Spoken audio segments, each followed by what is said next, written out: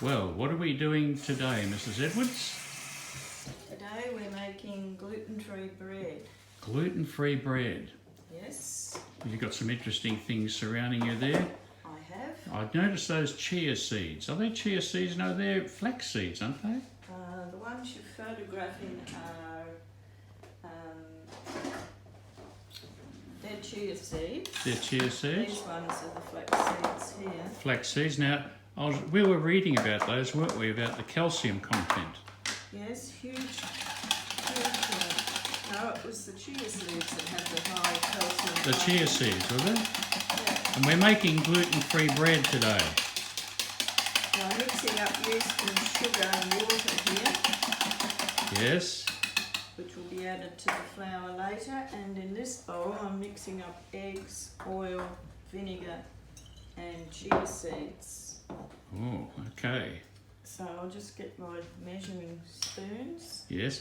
And I notice you've got two types of flour up the end there. Yes, I've got Buckwheat? buckwheat Yes. and tapioca And tapioca. with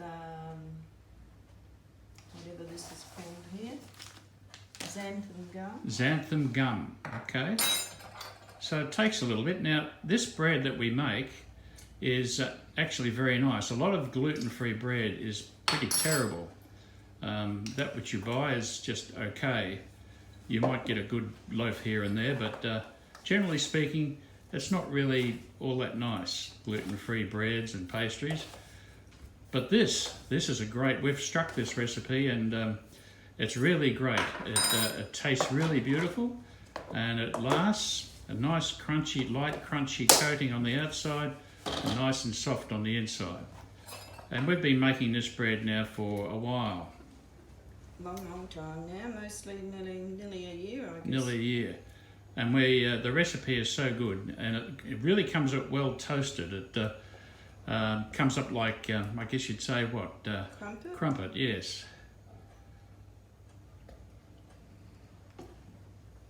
So that's the chia seeds, eggs, oil and vinegar Yes. there.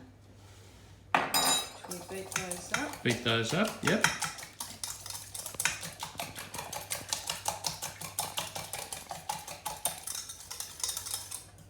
Now we're going to measure out the flour. Right. Now it takes a bit of time for us to make this bread, Well, but not all yes, that but long it's- after you get used to it. It's no- getting used to the routine, There's is no the thing. kneading. So there's no kneading, so you don't have to knead it, and it's only one rising, so it's a lot less work than Normal bread normal with bread. wheat. Yep. So I put a teaspoon of xanthan gum in there. That's Yep. just to make it stretchy. And then we do the flour, and we're going to measure that on the scale. Just think, in Jesus' time, they'd get the wheat and they would grind it up until they had flour. Well, ours is already ground. This Yes. is tapioca, and I'm measuring out 500 grams of that. So I end up with a kilo of flour, all told. And this makes 2 loaves of bread, 2 reasonable sized loaves. Quite heavy, the loaves of bread, but as I say, if they're toasted, they come up. And it lasts for some time. It doesn't just go off after a day or two. No. It seems to hang on for about 4 or 5 days. Best eating it fresh is best to eat it the day or the day after. After that, it's best toasted because it does tend to get a bit dry, but not once it's toasted. The oil in it makes it fresh again. So it's a little bit of experimentation. We've only just started putting the flax seeds in, and this is the buckwheat flour, which is very good for you. It's not related to wheat at all. It's a seed. And it's supposed to be full of fibre, is that correct? Yeah, it's very, very good for you. So there's a kilo of flour altogether.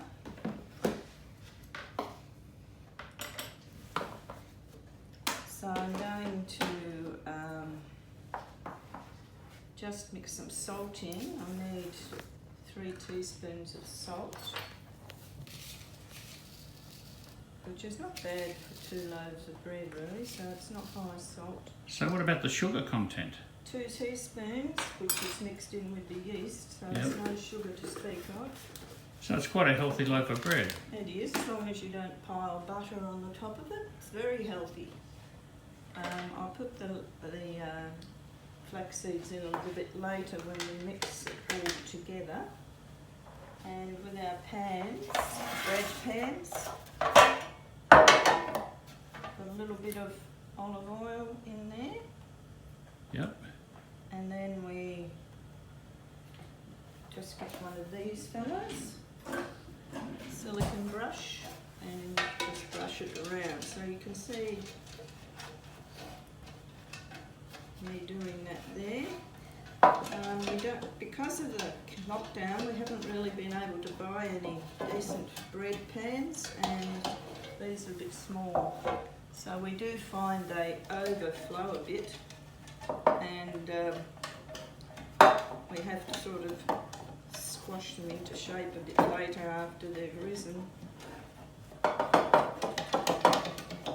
So they're done, ready to go. Just do the tops because that's where they get stuck when they over-rise. So it's just a matter of waiting for the timer for the yeast, which I've forgotten to put on, but I can tell pretty much by looking at it. I'd say it probably needs another 5 or 6 minutes. So how long would you usually put the yeast in for? Usually let the yeast rise for 15 minutes until it gets frothy on top. Yep. And I'm just going to take this off the scales, and I'm going to give it a stir because you've got salt and xanthan gum in there, and mix the 2 flours together.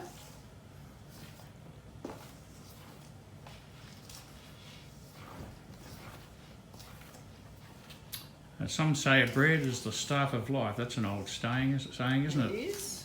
In And fact, it's a staple of many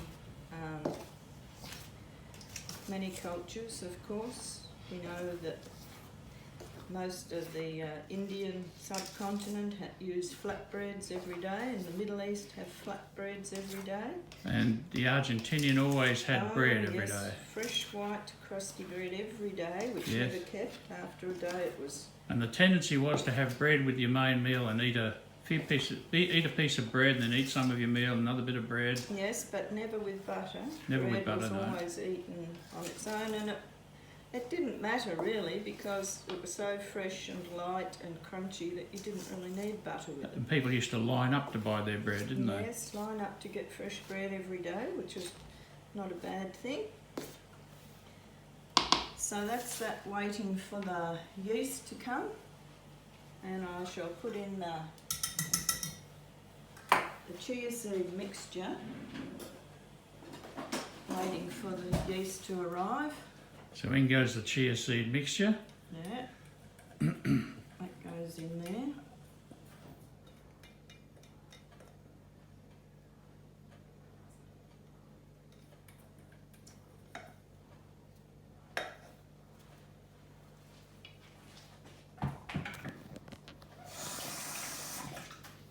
That's there, and the yeast will be ready soon. You can see it's getting quite foamy on top. Yes, it is. Look at that. And in a little while that'll be ready to go in there.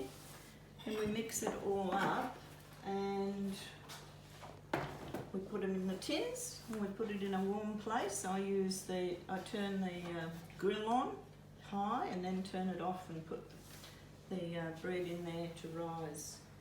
And once it's risen, we get it ready and pop it straight into the oven. So it's no kneading and only one rising. Right, well we might leave it there and come back when the yeast is ready to go in. So I've mixed up that mixture and put it into the tins. I can tell you now it's going to overflow, but anyway.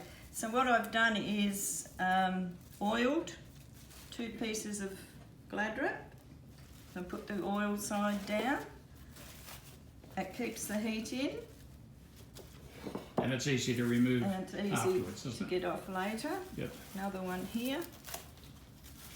So I've heated up our griller on high and turned it off. So I'm going to pop them in there now.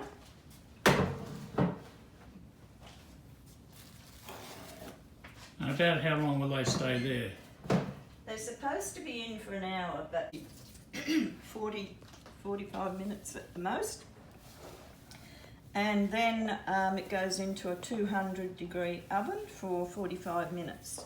So we'll come back and we'll show you what they look like when they come out of the griller. Thank you. So I've mixed up that mixture and put it into the tins. I can tell you now it's going to overflow, but anyway. So what I've done is oiled 2 pieces of Glad wrap. So put the oil side down. It keeps the heat in, And it's easy to remove and it's easy afterwards, to isn't it? get off later. Yep. Another one here. So I've heated up our griller on high and turned it off. So I'm going to pop them in there now.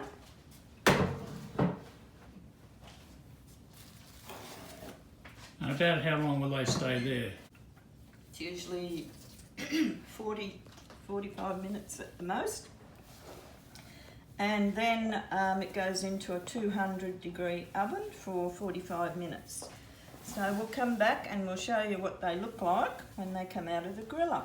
Thank you. Look a little better is a knife to try and shape it a little bit, so that it's not quite so jagged.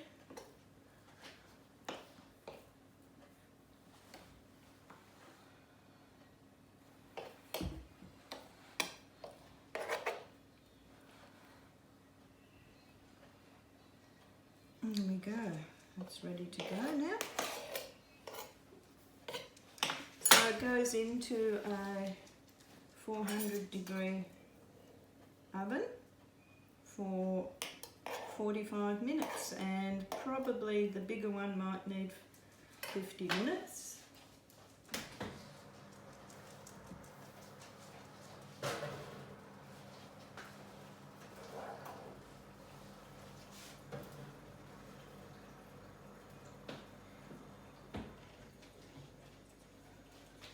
So that's it until they come out, and you can have a look and see what they look like.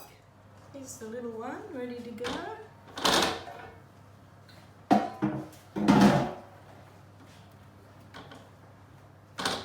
And we'll give 5 more minutes to the big fella. Right, we get to take the big fella out now. There he goes. So we'll take a slice out of the small one so you can see what it looks like inside. Should wait till it's cold, but who can ever do that?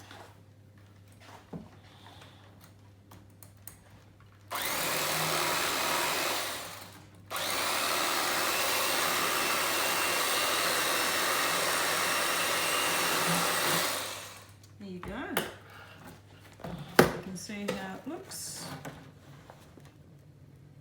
It's really full of goodies and totally yummy. The first few slices I usually just have with a margarine, or others would have butter if they can have it, because it's too yummy to even put a topping on. It's our gluten-free buckwheat tapioca, a chia seed, linseed bread. If anyone's interested in the recipe, you can watch a video of it on YouTube on Loving Gluten Free, or you can contact us and we'll send you the recipe. Bye for now.